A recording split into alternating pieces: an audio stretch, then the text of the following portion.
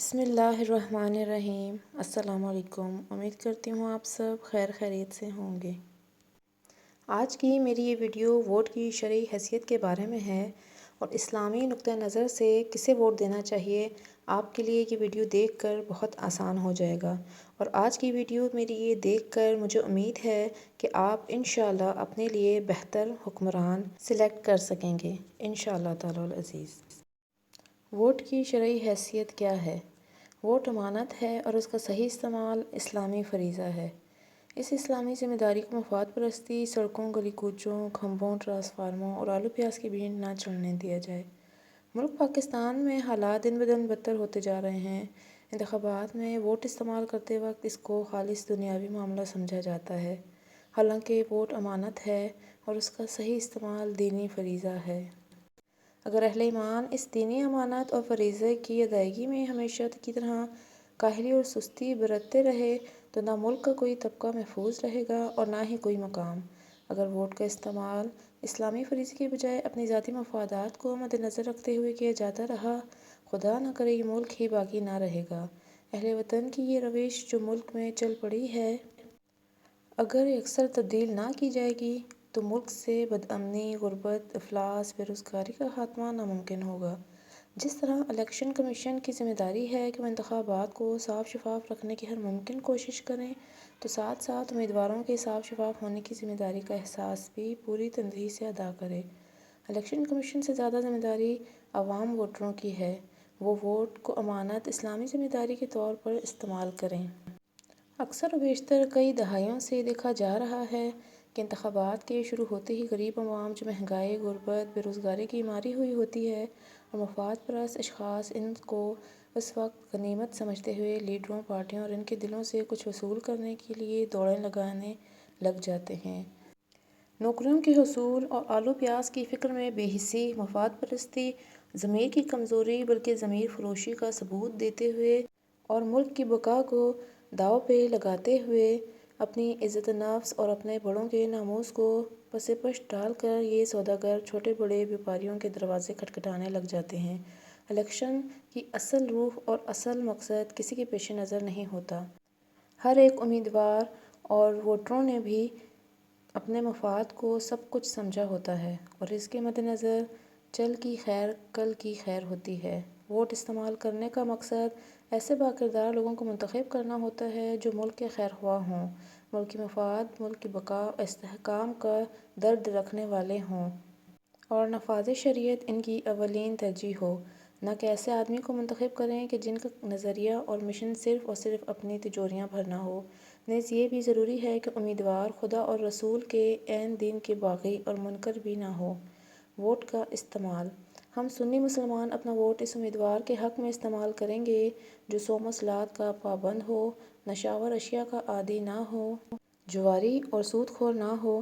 وطن پاکستان جسے لاکھوں مسلمانوں نے اپنی جان و مال، عزتوں کی قربانی دے کر اسلامی نظام حکومت، نظام معیشت، نظام عدالت کے لیے حاصل کیا تھا، اس کی ممنوع اور بااختیار اسمبلی میں غیر مسلم شریک نہ کیا جائے۔ بالکل اسی طرح جس طرح کہ روسی نظام کا قائل امریکہ کی ریاستوں میں شامل نہیں کیا جاتا اور اسی طرح امریکی نظام کو ماننے والا روسی حکومت میں برداشت اور شامل نہیں کیا جاتا۔ اگر ان شرطوں کا کوئی امیدوار نہ ملے تو اس سے بہتر ہے کہ پھر آپ ووٹ ہی استعمال نہ کریں۔ ووٹ ایک شرعی شہادت۔ ووٹ نمائندے کے حق میں شہادت ہے۔ ہر 21 سالہ شہادت کا اہل نہیں ہوتا۔ شہادت کے لیے صرف بالغ ہونا کافی نہیں بلکہ جھوٹ کا عادی نہ ہونا بھی ضروری ہے یا خوف خدا کی وجہ سے جس کی علامات کم از کم صوم و صلات کی پابندی ہے۔ جیسے سطور بالا میں عرض کیا گیا، مولانا مفتی محمد شفیع رحمۃ اللہ علیہ نے معارف القرآن جلد دوم کی آیت کے متعلق لکھا ہے، آیت کا نزول اگرچہ ایک خاص واقعہ ہے لیکن حکم عام جس کی پابندی پوری امت کے لیے ضروری ہے۔ ترجمہ یعنی اللہ تعالیٰ تم کو حکم دیتا ہے کہ امانتیں اس کے مستحقین کو پہنچایا کرو۔ اسی طرح ووٹ بھی ایک شہادت اور امانت ہے۔ جس کے ہاتھ میں کوئی امانت ہے اس پر لازم ہے کہ امانت اس کے اہل مستحق کو پہنچا دے۔ حکومت کے مناصب عہدے جتنے بھی ہیں وہ سب اللہ کی امانتیں ہیں جن کے امین حکام اور افسر ہیں جن کے ہاتھ غزل و نصب کے اختیارات ہیں۔ ان کے لیے جائز نہیں کہ کوئی عہدہ کسی ایسے شخص کے سپرد کر دیں جو اپنی عملی علمی قابلیت کے اعتبار سے اس کا اہل نہیں، بلکہ ان پہ لازم ہے کہ ہر کام اور ہر عہدہ اپنے دائرۂ حکومت میں اس کے مستحق کو تلاش کریں۔ ایک اور حدیث میں ارشاد پاک ہے، جب دیکھو کہ کاموں کی ذمہ داری ایسے لوگوں کے سپرد کر دی گئی جو اس کے اہل نہیں، اب فساد کا کوئی علاج نہیں، قیامت کا انتظار کرو۔ اب ہر شخص یہ سوچ کر سمجھ کر ووٹ استعمال کرے کہ آیا میرا ووٹ ایسے شخص کے حق میں تو نہیں جا رہا جس کا قرآن و حدیث سے دور کا بھی واسطہ نہیں۔ آج جو پوری دنیا خصوصاً اسلامی ملک پاکستان میں جو فسادات، بدامنی، دہشت گردی اور تخریب کاری کی آگ سلگ رہی ہے، یہ ہمارے غلط انتخاب کا نتیجہ ہوتا ہے۔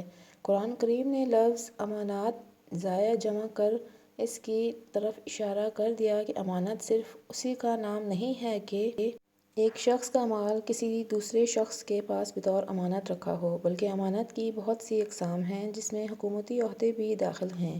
امیدواری: کسی مجلس کی ممبری کے انتخابات کے لیے جو امیدوار کی حیثیت سے کھڑا ہو وہ گویا پوری ملت کے سامنے دو چیزوں کا مدعی ہے، ایک یہ کہ وہ اس کام کی قابلیت رکھتا ہے جس کا وہ امیدوار ہے، دوسرا یہ کہ وہ دیانتداری سے اس کام کو انجام دے گا۔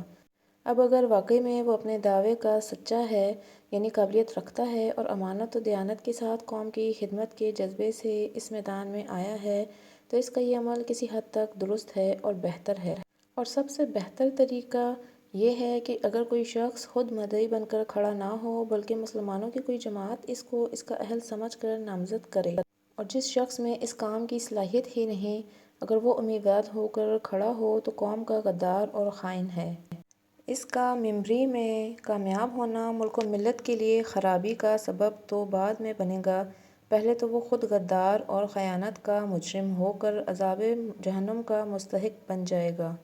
اب ہر وہ شخص جو کسی مجلس کی ممبری کے لیے کھڑا ہوتا ہے، اگر اس کو کچھ آخرت کی بھی فکر ہے تو اس میدان میں آنے سے پہلے خود اپنا جائزہ لے لے اور یہ سمجھ لے کہ اس ممبری سے پہلے تو اس کی ذمہ داری صرف اپنی ذات اور اہل و عیال تک محدود تھی، کیونکہ بنص حدیث ہر شخص اپنے اہل و عیال کا بھی ذمہ دار ہے، اور اب کسی مجلس کی ممبری کے بعد جتنی خلق خدا کا تعلق اس مجلس سے وابستہ ہے، ان سب کی ذمہ داری کا بوجھ اس کی گردن پر آتا ہے اور دنیا و آخرت میں اس ذمہ داری کا مسئول و جوابدہ ہے۔ ووٹ اور ووٹر: کسی امیدوار ممبری کو ووٹ دینے کی ازروئے قرآن و حدیث چند حیثیتیں ہیں۔ ایک حیثیت شہادت کی ہے کہ ووٹر جس شخص کو اپنا ووٹ دے رہا ہے اس کے متعلق اس کی شہادت دے رہا ہے کہ یہ شخص اس کام کی قابلیت بھی رکھتا ہے اور دیانت اور امانت بھی، اور اگر واقعی میں اس شخص کے اندر یہ صفات نہیں ہیں اور ووٹر یہ جانتے ہوئے اس کو ووٹ دیتا ہے تو وہ ایک جھوٹی شہادت ہے جو سخت کبیرہ گناہ اور وبال دنیا آخرت ہے۔ صحیح بخاری شریف کی حدیث میں رسول صلی اللہ علیہ وسلم نے شہادت کا ذبح کو شرک کے 7 کبائر میں شمار فرمایا۔ جس حلقے میں چند امیدوار کھڑے ہوں اور ووٹر کو یہ معلوم ہے کہ قابلیت اور دیانت کے اعتبار سے فلاں آدمی قابل ترجیح ہے، تو اس کو چھوڑ کر کسی دوسرے کو ووٹ دینا اس اکبر کبائر میں اپنے آپ کو مبتلا کرنا ہے۔ اب ووٹ دینے والا اپنی آخرت اور انجام کو دیکھ کر ووٹ دے، محض رسمی مروت یا کسی طمع و خوف کی وجہ سے اپنے آپ کو اس وبال میں مبتلا نہ کرے۔ دوسری حیثیت ووٹ کی شفاعت یعنی سفارش کی ہے کہ ووٹر اس کی نمائندگی کی سفارش کرتا ہے۔ اس سفارش کے بارے میں قرآن کریم کا یہ ارشاد ہر ووٹر کو اپنے سامنے رکھنا چاہیے۔ ترجمہ: جو شخص اچھی سفارش کرتا ہے تو اس میں اس کو بھی حصہ ملتا ہے، اور بری سفارش کرتا ہے تو اس کی برائی میں اس کا حقدار ہوتا ہے۔ اچھی سفارش یہی ہے کہ قابل اور دیانت دار آدمی کی سفارش کرے جو خلق خدا کے حقوق صحیح طور پر ادا کر لے، اور بری سفارش یہ ہے کہ نااہل، نالائق، فاسق، ظالم کی سفارش کر کے اس کو خلق خدا پر مسلط کر لے۔ اس سے یہ معلوم ہوتا ہے کہ ہمارے ووٹوں سے کامیاب ہونے والا امیدوار اپنے 5 سالہ دور میں جو نیک یا بد عمل کرے گا، ہم اس کے شریک سمجھے جائیں گے۔ ووٹر کی ایک تیسری حیثیت وکالت کی ہے کہ ووٹ دینے والا اس امیدوار کو اپنا نمائندہ اور وکیل بناتا ہے، لیکن اگر یہ وکالت اس کے کسی شخص کو ذاتی حق کے متعلق ہوتی اور اس کا نفع نقصان صرف اس کی ذات کو پہنچتا اور اس کا یہ خود ذمہ دار ہوتا تو پھر بھی معاملہ ہلکا تھا، مگر یہاں ایسا نہیں ہے۔ کیونکہ یہ وکالت ایسے حقوق کے متعلق ہے جس میں اس کے ساتھ پوری قوم شریک ہے۔ اس کے لیے اگر کسی نااہل کو اپنی نمائندگی کے لیے ووٹ دے کر کامیاب بنایا تو پوری قوم کے حقوق کو پامال کرنے کا گناہ بھی اس کی گردن پر رہا۔ خلاصہ یہ ہے کہ ہمارا ووٹ 3 حیثیتیں رکھتا ہے: ایک شہادت، دوسرا سفارش اور تیسرا حقوق مشترکہ میں وکالت۔ تینوں حیثیتوں میں جس طرح نیک، صالح، قابل آدمی کو ووٹ دینا موجب ثواب عظیم ہے اور اس کے ثمرات اس کو ملنے والے ہیں، اسی طرح نااہل یا غیر متدین شخص کو ووٹ دینا جھوٹی شہادت بھی ہے اور بری سفارش بھی اور ناجائز وکالت بھی، اور اس کے تباہ کن ثمرات بھی اس کے نامہ اعمال میں لکھے جائیں گے۔ ضروری تنبیہ: جس طرح قرآن و سنت کی رو سے یہ واضح ہوا کہ نااہل، ظالم، فاسق، غلط آدمی کو ووٹ دینا گناہ عظیم ہے، اسی طرح ایک اچھے، نیک، قابل آدمی کو ووٹ دینا ثواب عظیم ہے، بلکہ ایک فریضہ شرعی ہے۔ قرآن کریم نے جیسے جھوٹی شہادت کو حرام قرار دیا ہے، اسی طرح سچی شہادت کو واجب و لازم بھی فرمایا ہے۔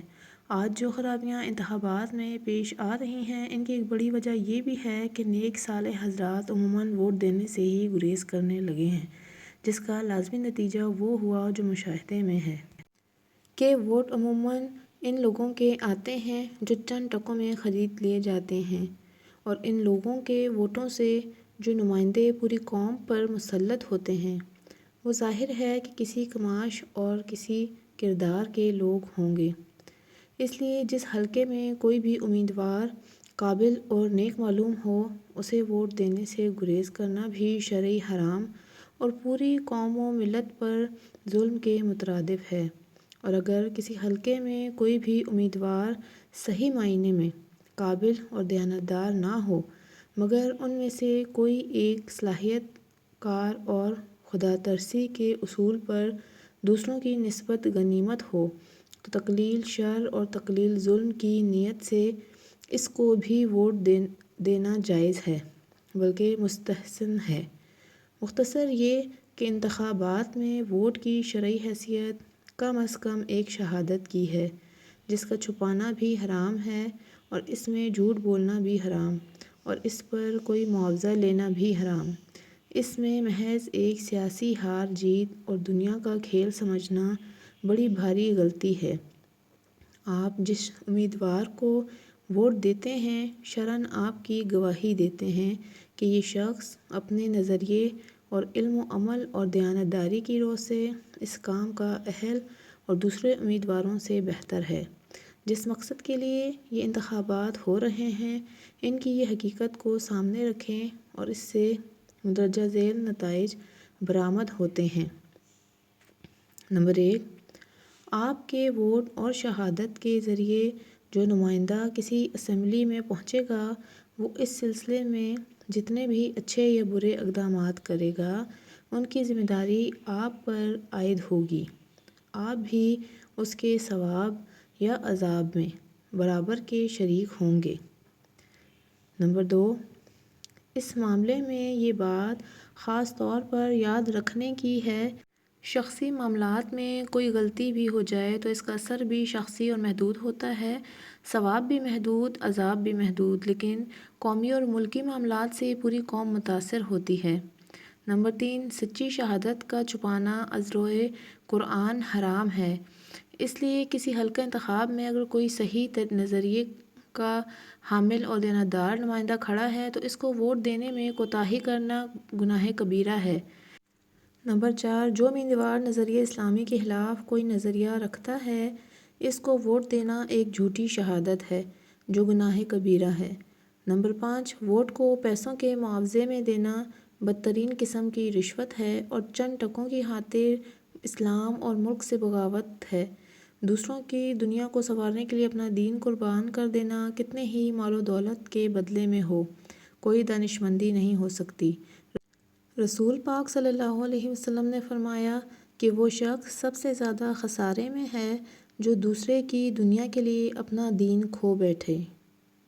اللہ پاک ہم سب کو ہدایت دے، آمین۔ ویڈیو اچھی لگی ہے تو اسے لائک اور شیئر کریں تاکہ معلومات اور لوگوں تک پہنچ سکے، اور ہمارے چینل کو سبسکرائب کریں تاکہ آنے والی ویڈیو آپ کو آسانی سے مل سکے۔ Thank you.